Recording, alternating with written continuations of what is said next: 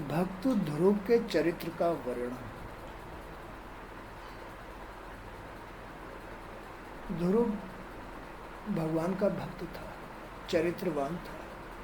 एक छोटी सी अवस्था में ही अपने सौतेली माँ के कुछ उल्हाने से या दुष्व्यवहार से वो घर से निकल गया। श्री हरि की उपासना में कहीं वन में जाकर के बैठ गया और भगवान को प्रसन्न किया। तो आखिर ये क्या लीला है भगवान की? ये दुष्चरित्रता क्या है? ये बुराइयां हैं क्या जिनसे कि आदमी के संकट उभर के आ जाते हैं, घर बिगड़ जाते हैं, राजपाट छिन जाते हैं, जीवन चले जाते हैं? आखिर ये क्या व्याधा है? क्या व्याधा है? तो ध्रुव की जो सौतेली माँ थी, सौतेली माँ यानी कि अपने बाप की दूसरी पत्नी,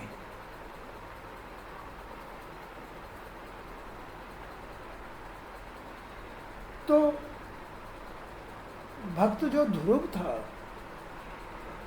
वो अपनी माँ के कुछ ऐसे ही दुष्विचारों से प्रभावित होकर के वो घर छोड़ के चला गया।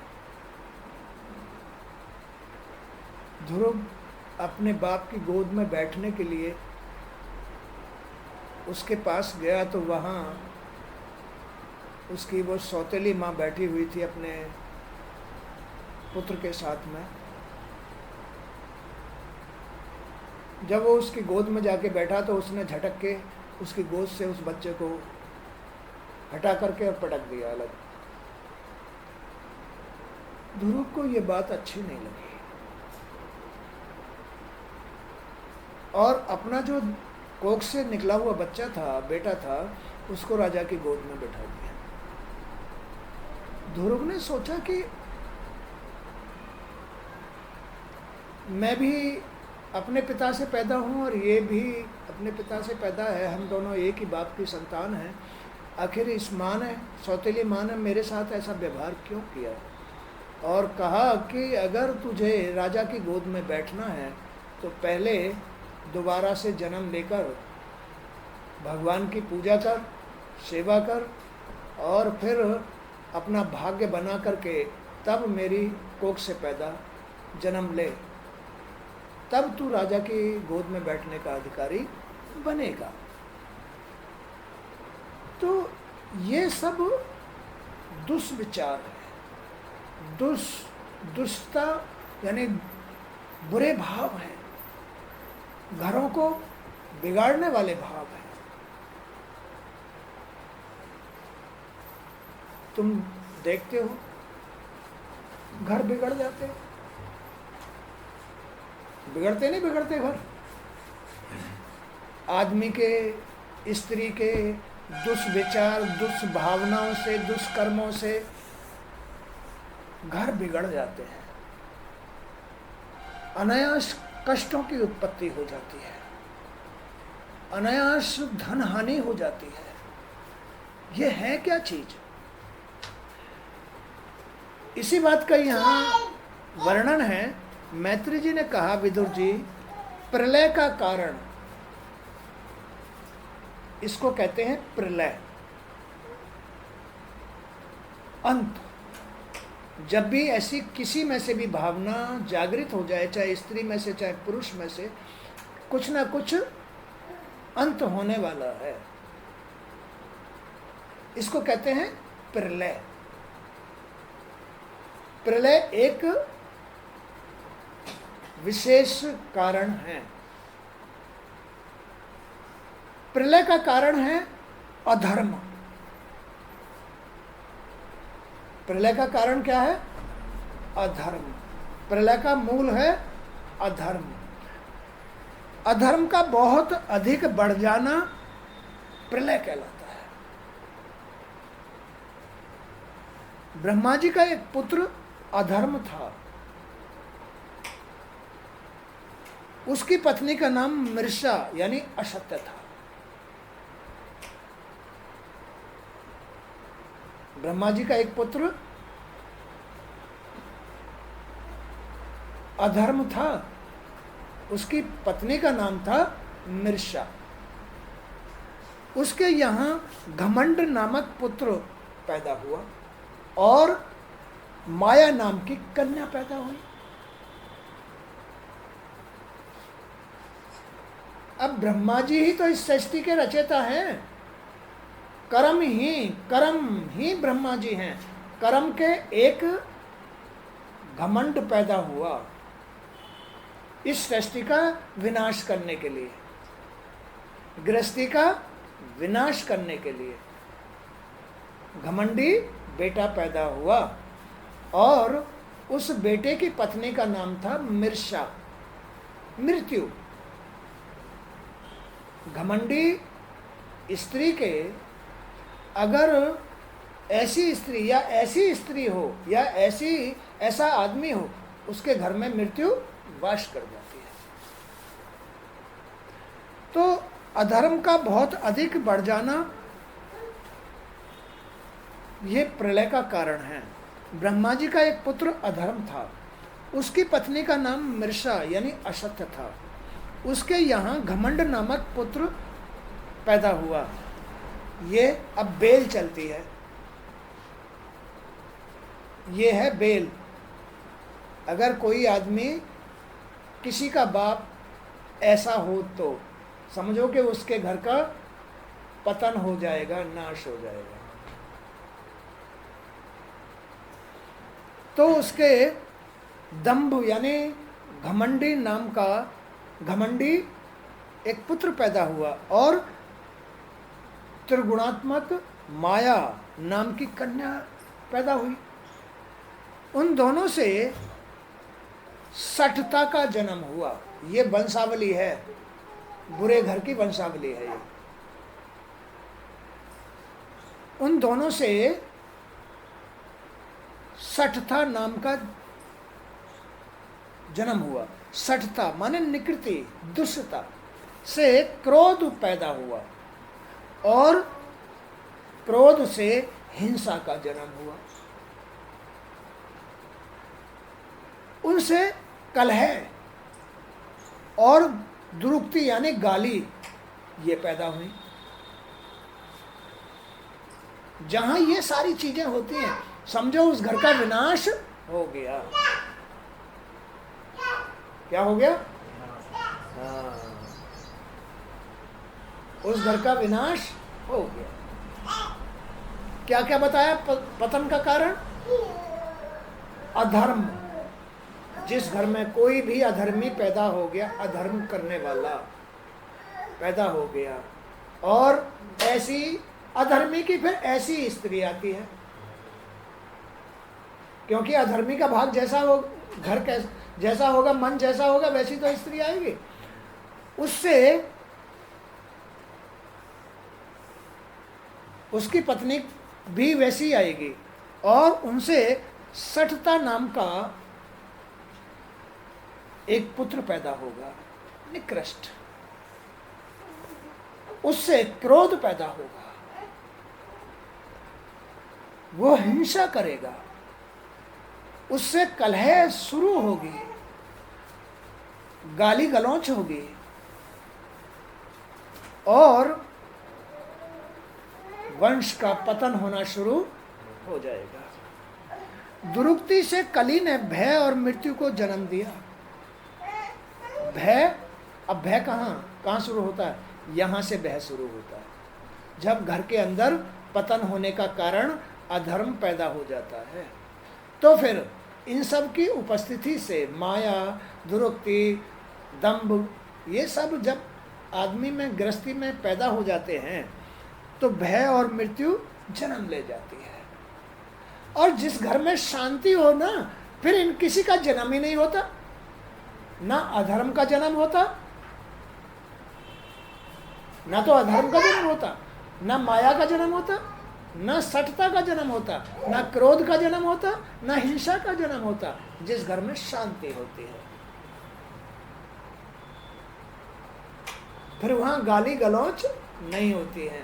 जहां ये सब कुछ नहीं होता है वहां भय और मृत्यु नहीं आती है। वहां भय और मृत्यु नहीं आती। भय मृत्यु कहां आती है? अब तुमने समझ लिया। विनाश की जड़ अधर्म, पतन की जड़ अधर्म है, और अधर्म ये सब कुछ कराता है। गाली गलौच, मार पीट, अगड़म झगड़म है? तो भय और मृत्यु का जन्म हो जाता है। इसको कहते हैं घर का पतन, इसको कहते हैं अधर्म, मृत्यु। और दोनों के संयोग से नरक का जोड़ा उत्पन्न हुआ। नरक का जोड़ा, स्त्री पुरुष, नरक का जोड़ा। प्रतीकात्मक रूप से ये सभी कारण अधर्म फैलाने वाली क्रियाएं हैं। अधर्म फैलाने वाली क्रियाएं हैं। दिन में सोना, आलस्य में रहना, घर में ये सब कुछ उत्पत्ति हो जाना, खाज खुजली, ये सब अधर्म का ही लक्षण है। घर के अंदर अधर्म का लक्षण है, अशांति का लक्षण है। वहां भय बनेगा, वहां मृत्यु चक्कर काटती रहेगी। बोलो काटेगी? कारण समझ रहे हो कि ये क्यों हो रहा है? तो इसलिए सावधान तो रहना चाहिए। फिर अगर सावधान नहीं रहोगे तो गलती तो तुम्हारी है। इसलिए अपने पतन से बचने का सरल उपाय है अच्छी जगह जुड़ के रहो, अच्छी बातें सुनो, जिससे कि ये अधर्म पैदा ना हो। भागवत सुनो, धर्म के काम करो, नियम अपनाओ, तो ये अधर्म पैदा नहीं होगा। नहीं तो धर्म भी ब्रह्मा का पुत्र है और अधर्म भी ब्रह्मा का पुत्र है। दोनों ब्रह्मा ने इसलिए पैदा किए हैं कि सृष्टि को रचना भी मेरा काम है और इसको अंत तक पहुंचाने वाला भी मेरा ही काम है। कर्म प्रधान है, कर्म ही ब्रह्मा है। कर्म से ही धर्म की उत्पत्ति होती है और कर्म से ही अधर्म की उत्पत्ति हो जाती है।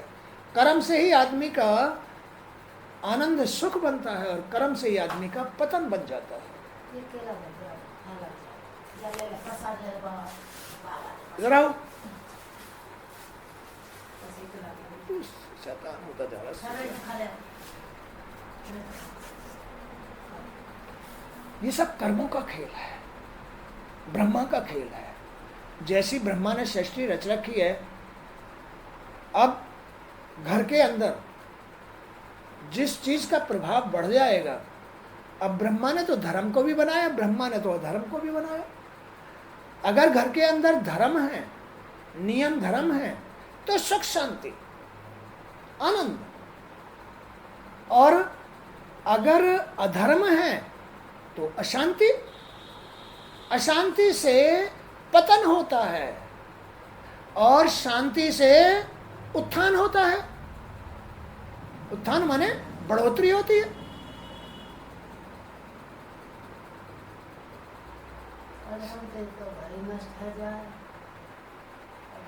सारा मन का खेल है।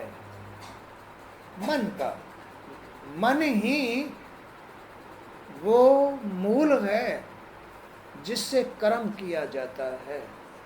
मन उसके ज्ञानेंद्रिय, कर्मेंद्रिय और तन का रूप है। ये बाहर से सामग्री लेता है और मन को तैयार करता है। इसलिए बाहर से बुरी अधर्म की सामग्री क्यों लेते हो? धर्म वाली सामग्री लो तो तुम्हारे घर का पतन नहीं होगा।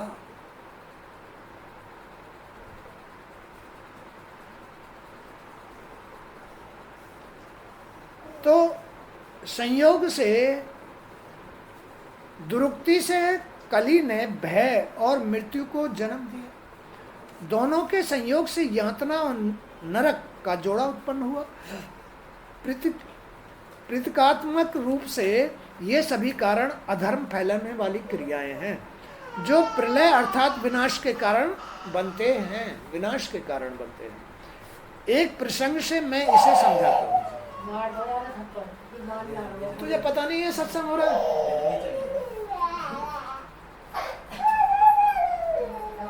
ये अधर्म फैलाने क्रियाएं हैं। ये अधर्म फैलाने वाली, सत को डिगाने वाली।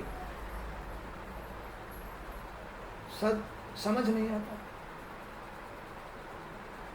ये सत को डिगाने वाली क्रियाएं हैं। जहां भागवत हो रही है वहां तो बड़ी शांति की जरूरत होती है। और आनंद मिले, और आनंद मिले, और आनंद मिले, और सत्य मिले। आपको मैंने बताया कि मनु और शत्रुपा से प्रियव्रत और उत्तानपाद नामक दो पुत्र हुए थे। उत्तानपाद की सुनीति और सुरुचि नाम की दो पत्नियां थी। उनमें सुरुचि राजा को अधिक प्रिय थी, सुनीति उसे इतनी प्रिय नहीं थी। सुनीति का एक पुत्र था ध्रुव और सुरुचि के पुत्र का नाम था उत्तम। ये जो सुरुचि थी ये उत्तानपाद राजा को प्रिय थी, सुनीति से कम प्रेम करते थे, जबकि पहली स्त्री तो वही थी उसकी।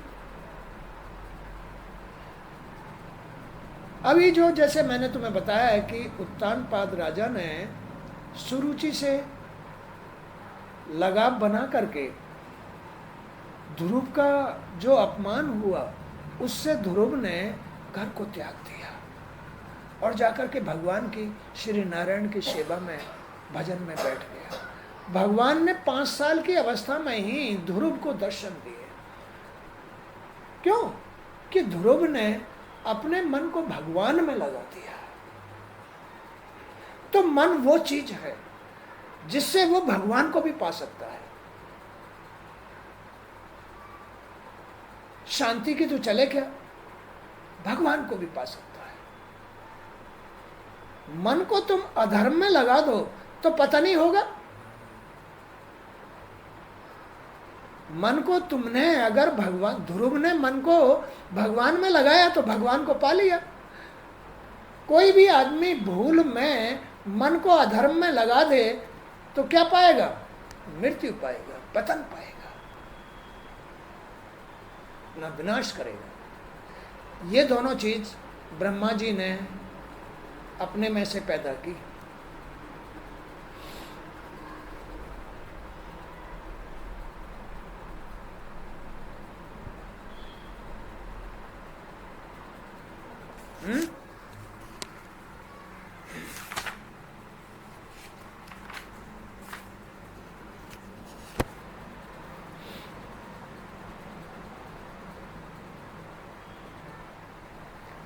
तो ध्रुव जब घर से निकल गया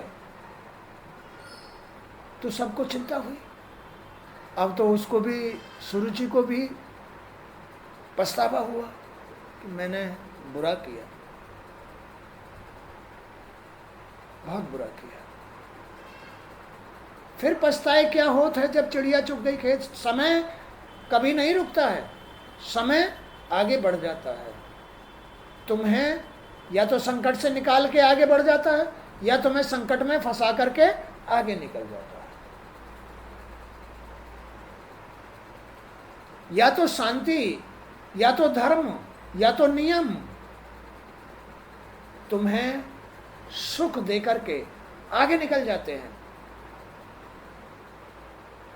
अब उनकी उत्पत्ति से, शांति सुख की उत्पत्ति से क्या पैदा होगा, नियमों से क्या पैदा होगा, धर्मों से क्या पैदा होगा, ये उसके कर्म पर निर्भर करता है। जैसे जैसे कर्म करता जाएगा उनको साथ लेकर के, नियम, धर्म, शांति, संतोष या परोपकार, परमार्थ, इनको साथ लेकर के जैसे जैसे कर्म करता चला जाएगा, वैसा वैसा ही फल उसको मिलता चला जाएगा।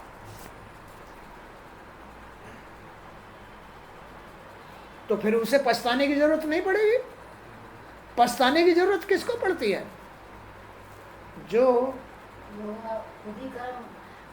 जो अशांति को, अधर्म को मन में धारण करके, भूल को धारण करके, अज्ञानता को धारण करके कर्म कर जाता है। फिर वो समय तो आगे निकल गया, लेकिन उसकी उत्पत्ति होनी शुरू हो जाती है, क्योंकि उसने अधर्म धारण कर लिया।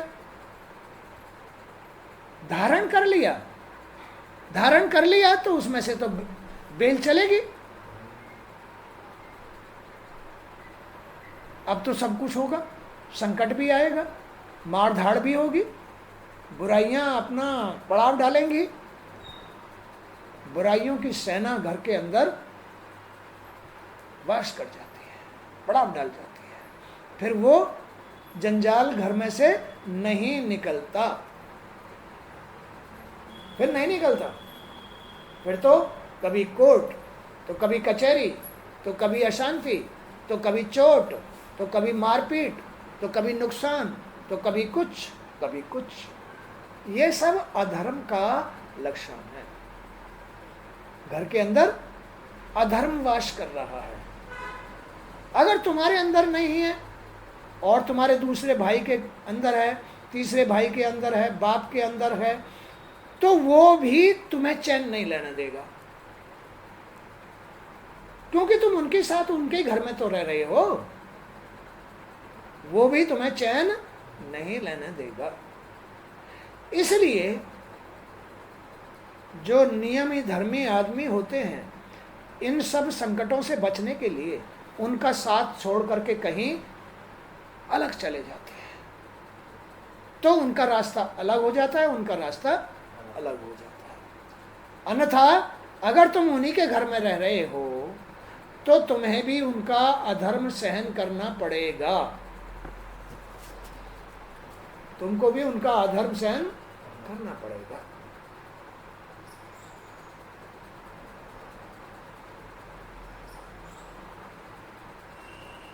खेल समझ में आ रहा नहीं?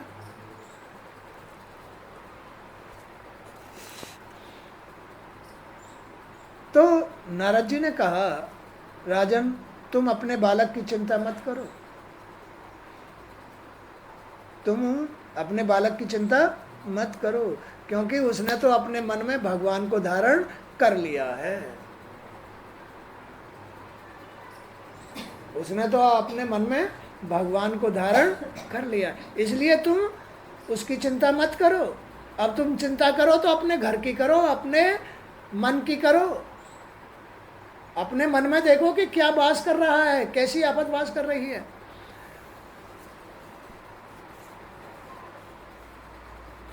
अब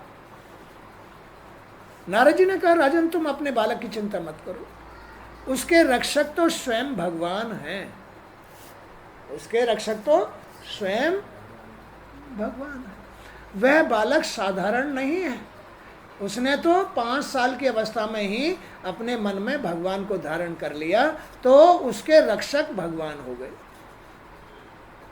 ये खेल होता है। अब मन में तुम जैसा धारण करके रहो, धर्म धारण करके या अधर्म धारण करके, तुम धर्म जैसा खाना खाओ, धर्म जैसी संगति रखो, सेवा सत्कार रखो, ऐसे कर्म करो, दान करो, पुण्य करो, तीर्थ करो, नियम धारण करो, भगवान का भजन करो, कान भी नहीं टीसेगा। क्यों टीसेगा? तुम्हारे रक्षक भगवान हो जाएंगे, रक्षक भगवान हो जाएंगे। जब तुम्हारे मन में ही अधर्म वास कर रहा है तो तुम्हारे रक्षक भगवान नहीं है। अब ध्रुव तो घर से बाहर निकल गया, उसके तो रक्षक भगवान हो गए, लेकिन जिसने ये कुकर्म किया अब उसके पछताने से क्या होता है? उनको रात दिन चैन नहीं, ना रात को नींद आए, ना खाना अच्छा लगे, ना घर में रहना अच्छा लगे, ना बाप को अब बेचारी जो उसकी माँ थी ध्रुव की, वो भी बेचैन, और वो सौतेली माँ भी, सब पछताने लगे। तो नारद जी ने कहा कि राजन, तुम अपने बालक की चिंता मत करो, उसके रक्षक तो भगवान है। वह बालक साधारण नहीं है, वह बड़ा समर्थ है, वह अपना लक्ष्य प्राप्त कर तुम्हारे यश को बढ़ाने वाला होगा। अगर बेटा कोई धर्मी निकल जाए, नियमी निकल जाए, भगवान भक्त निकल जाए, तो वो क्या करता है? अपने बाप का यश ही तो बढ़ाता है, अपने बाप का ही तो नाम चलाता है। और कोई ऐसा अधर्मी कुकर्मी निकल जाए तो वो क्या करेगा? उसके यश को डुबा देगा। ऐसा खेल है। तो अधर्म बाप को डुबाता है, उसको तो डुबाता ही डुबाता है, बाप को भी डुबा देता है। और अधर्म एक बाप को ही नहीं, अपने जो पूर्वज वंशज हैं सबको डुबा देता है। एक कोई नहीं, सारे वंश को डुबा देता है अधर्म। भाई, जब तुम अपने पूर्वजों से कृपा ले सकते हो, 8-8, 10-10, 20-20 पीढ़ी के जो लोग हैं वो तुम्हारी मदद कर रहे हैं, आत्मा ही तो है वो, उन्हीं की आत्मा तो तुम हो। तो तुम जो उनकी आत्मा से बन करके पैदा हुए हो, अगर अधर्म में चले जाओ तो वो सारे के सारे दुखी हो जाएंगे, नहीं हो जाएंगे? हो जाएंगे। और अगर तुम अपनी आत्मा को धर्म में जोड़ दो,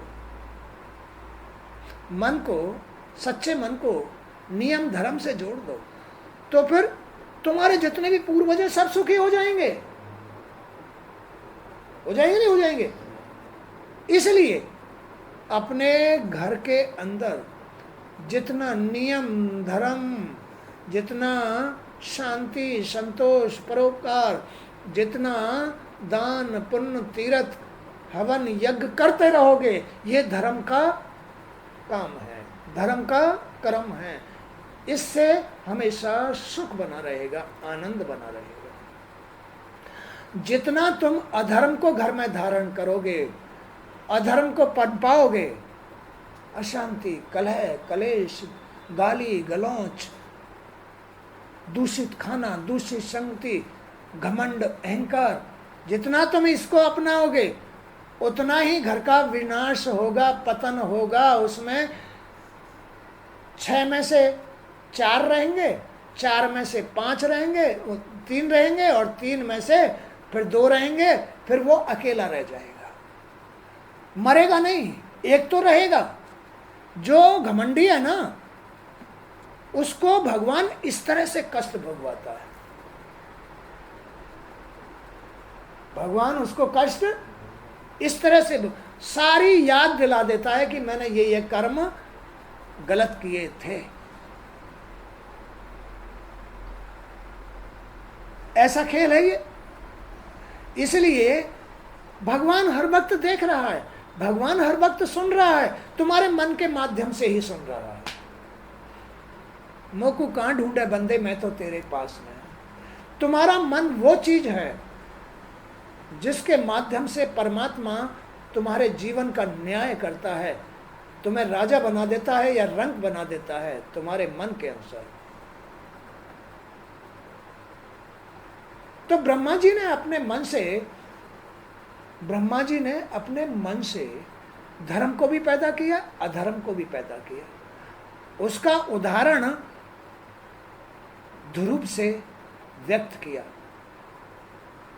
उत्तानपाद के परिवार से स्पष्ट किया। तो ध्रुव ने पहले 5 साल की अवस्था में ही भोजन छोड़ा, भोजन छोड़ दिया, फलों पर रहना शुरू कर दिया। दूसरे महीने फल भी छोड़ दिए, घास फूस पत्तों से जीना शुरू कर दिया। तीसरे महीने वो घास फूस पत्ते भी छोड़ दिए, पानी पी करके ही रहना शुरू कर दिया। चौथे महीने उन्होंने वो पानी पीना भी छोड़ दिया। फिर क्या करना, खाली हवा के सांस के माध्यम से ही भगवान की शरण में रहा। और 5वें महीने में उन्होंने ये भी छोड़ दिया, जल में डुबकी लगा करके भगवान को भजने लगा। अरे राम, एक 5 साल का बच्चा जब इतना कर सकता है, हैं? तुम क्या नहीं कर सकते भाई? एक 5 साल की अवस्था में जिस बच्चे ने अन्न को छोड़ा, अन्न छोड़ करके फल फ्रूटों पे आया, तीसरे महीने फल फ्रूट भी छोड़ दिए, घास फूस पे आया, घास फूस भी छोड़ दिए, जल पे आया, हवा पे आया, और फिर जल में ही डुबकी लगा गया। भगवान खुश हो गए। भगवान तो तुम्हें 7 ताले में भी नहीं छोड़ेगा। भगवान तुम्हें, तुम जल के अंदर नहीं, चाहे कहीं भी डूब के चले जाओ, वहां भी तुम्हें नहीं मरने देगा। इसलिए भगवान पे भरोसा करने वाला, भगवान पे विश्वास करने वाला, भगवान में जिसका मन होगा, भगवान में जिसका मन होगा, उसके मन में भगवान का विश्वास होगा, वो आदमी सुरक्षित होता है, आनंदित होता है। नहीं तो अविश्वासी आदमी को, या जो भगवान का भजन भक्त नहीं है, उसे कोई कहीं भी 7 ताले में भी नहीं बचा सकता। ऐसा है ये मन, ऐसा है ये मन। मन के हारे हार है, मन के जीते जीत। मन जिसने अपने को जीत लिया, जिसने अपने मन को इस संसार की जगह, बुराइयों की जगह भगवान में लगा लिया, उसका बेड़ा पार हो गया। उसका ही नहीं, उसके पूर्वजों का भी बेड़ा पार हो गया। ये खेल है। लेकिन मनुष्य, बताया नहीं, अधर्म की ये माया जो है ना, ये अधर्म के क्षेत्र में आती है। माया है, अधर्म के क्षेत्र में आती है। बताया तो सही है क्या, कि प्रलय का कारण अधर्म का बहुत अधिक बढ़ जाना। अब अधर्म, ब्रह्मा जी का एक पुत्र अधर्म भी था, और उसकी पत्नी का नाम मिर्सा था, असत्य, घमंडी।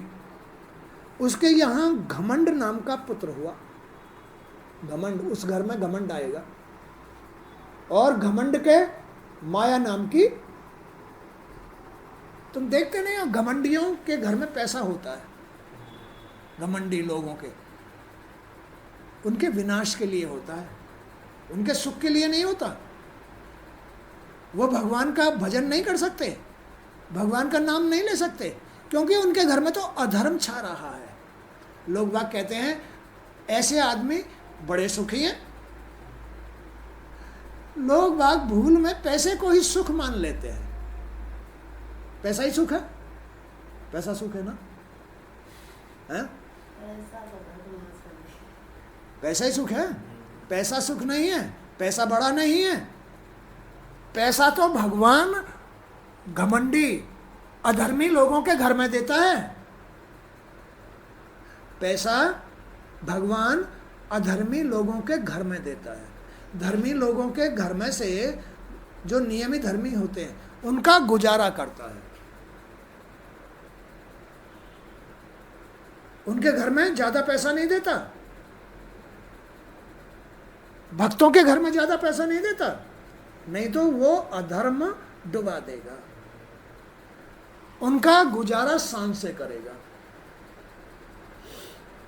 अधर्मियों के घर में पैसा ज्यादा देगा, जिससे कि उनका पतन हो जाए, उनकी बुद्धि भ्रष्ट हो जाए, वो कुकर्म करने लगे, घर में कलह कलेश होने लगे, घर में भेदभाव होने लगे, मारधाड़ होने लगे, न्यारे साजे होने लगे। उन्हीं के घर में तो ऐसा होता है, अधर्मी लोगों के घर में तो होता है ऐसा। बोलो, किसके घर में होता है? अधर्मी। ये है अधर्म का घर। धर्म के घर में कभी भी ये भेदभाव, लड़ाई झगड़े, घमंड या माया नहीं होती है। वहाँ आनंद होता है, सुख शांति से, चैन से भगवान की बंसी बजती है और जीवन पार हो जाता है।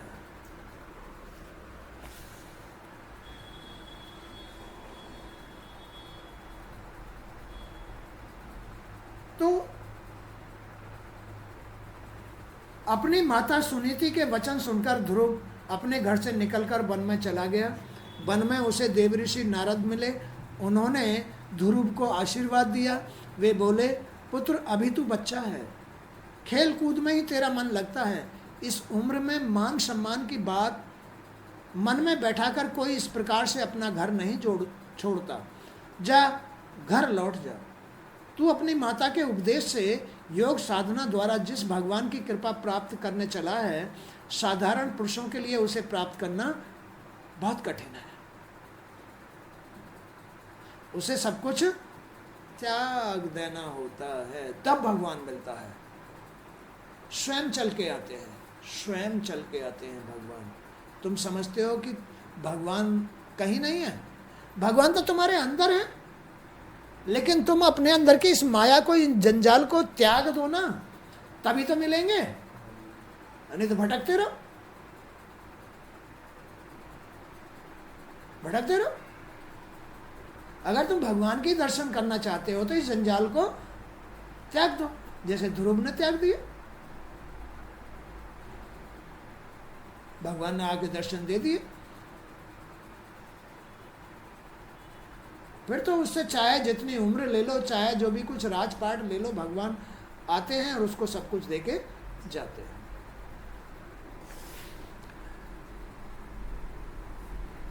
तो नारद मुनि ध्रुव को समझा रहे हैं कि तू अपनी माता के उपदेश से योग साधना द्वारा जिस भगवान की कृपा प्राप्त करने चला है, साधारण पुरुषों के लिए उसे प्राप्त करना कठिन है। योगी लोग अनेक जन्मों तक उनकी साधना करते रहते हैं, योगी लोग, फिर भी उन्हें प्राप्त नहीं होते हैं, फिर उन्हें आगे जन्म लेना पड़ता है। परंतु उन्हें पाने में वे प्राय सफल नहीं हो पाते हैं। ऐसे योगी लोग भी, उनका मार्ग बड़ा कठिन है भगवान का, जिन्हें पाने के लिए तू चला है, उन्हें पाने का मार्ग बड़ा कठिन है। जो इस संसार को मन में धारण करेगा या उसे धारण करके मन में रहेगा, वो कभी भी भगवान को प्राप्त नहीं कर सकता। जो अपने मन में भगवान को धारण कर लेगा, उसको भगवान मिलेंगे। इसलिए तू हट छोड़ करके अपने घर चला जा, और वहाँ तेरे माँ बाप, माता पिता सब दुखी हैं, और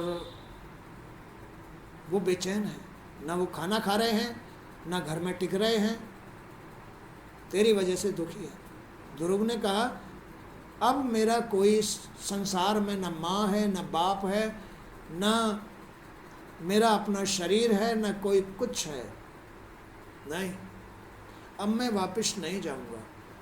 अब तो मैंने अपने मन में धारण कर लिया है कि भगवान से मिलके ही वापस जाऊंगा। क्या? अपने मन में मैंने धारण कर लिया है कि मैं भगवान से मिलके ही अपने घर वापस जाऊंगा। अगर मुझे भगवान नहीं मिले तो मैं घर वापस नहीं जाऊंगा। मैंने ये बात अपने मन में धारण कर ली है कि न मेरा कोई जब तक घर है, न बाप है, न खाना है, न पानी है, न कुछ भी, हीरे जवाहरात मेरे लिए अब कुछ नहीं है। सिर्फ मेरा भगवान, मेरे नारायण मुझे जब तक दर्शन देने के लिए नहीं आएंगे, तब तक मैं यहाँ से भी नहीं उठूँगा। उसने अपने मन में ये दृढ़ प्रतिज्ञा कर ली। तो 5 महीने में ही भगवान को बैकुंठ छोड़ करके धरती पर ध्रुव को दर्शन देने के लिए आना पड़ा। तो आज तुमने क्या सीखा? धर्म अधर्म की उत्पत्ति कहाँ से होती है, इनकी गति कैसी होती है, इनके रचने वाले कौन हैं? कर्म, ब्रह्मा है। और मन से, ये धर्म अधर्म मन के अंदर वास करते हैं। ये मन ही पूरा संसार है, जो संसार ब्रह्म का स्वरूप है। तो एक ब्रह्म स्वरूप इस संसार में मन धर्म के साथ विजयी, अधर्म के साथ पतन को प्राप्त होता है। जैसे उदाहरण ध्रुव का देके मैंने तुम्हें समझाया कि जिसके मन में भगवान का वास, तुम कोई भी तुमने बात अपने मन में धारण कर ली है कि मैं तो गंगा जी नहाता रहूंगा, उसी गंगा जी के नहाने से ही तुम्हारा उद्धार हो जाएगा। अगर तुमने ये ठट लिया है कि मैं हमेशा गुरु जी के दरबार जाता रहूंगा, तो केवल गुरु जी के दरबार आने जाने से ही तुम्हारा उद्धार हो जाएगा। तुमने ये ठट लिया है कि मैं कोई ना कोई भंडारा परोपकार करता रहूंगा, तो एक किसी काम के माध्यम से तुम्हारा उद्धार हो जाएगा, और किसी एक अधर्म के कारण ही तुम्हारा पतन हो जाएगा।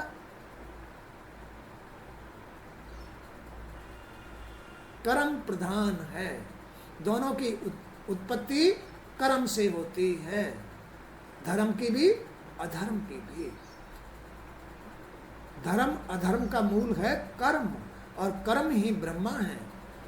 और तुम्हारा जो मन है वो श्री नारायण हरि का रूप है, और हरि ही तुम्हारे कर्म के अनुसार भाग्य रचते हैं। भाग्य भगवान भोले शंकर का निर्माण करते हैं।